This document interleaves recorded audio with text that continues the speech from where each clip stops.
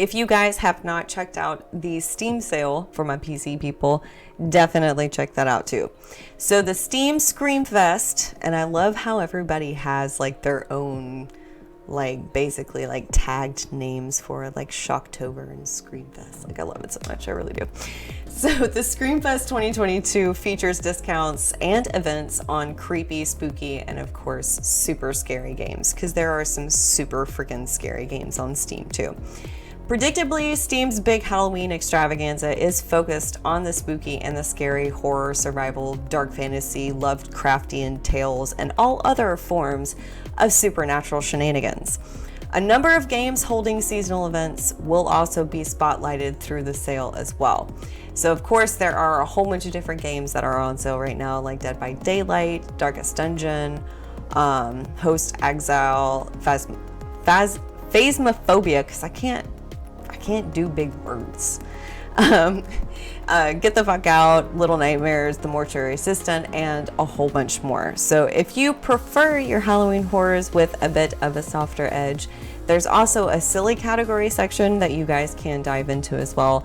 And it features games like Cult of the Lamb, like we talked about earlier, Monster Prom 2, Monster Camp, Plants vs. Zombies, Ghostbusters Remastered, all of that kind of really silly, fun stuff too, that you guys can play with your friends, family, kids, things like that, you know, smaller people in that nature who just get too afraid sometimes, like I do.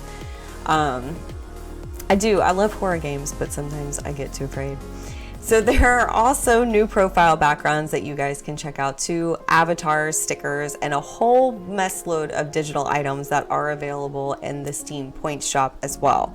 So if you guys have not checked out that stuff, definitely sweet to keep checking on those Steam Points, because there's some really fun little stuff that they have in there too. A number of demos for current and upcoming games are also available during this event.